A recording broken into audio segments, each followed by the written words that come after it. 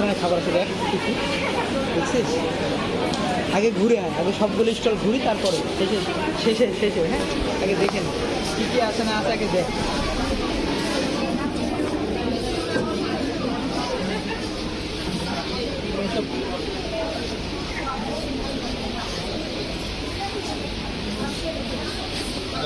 যাও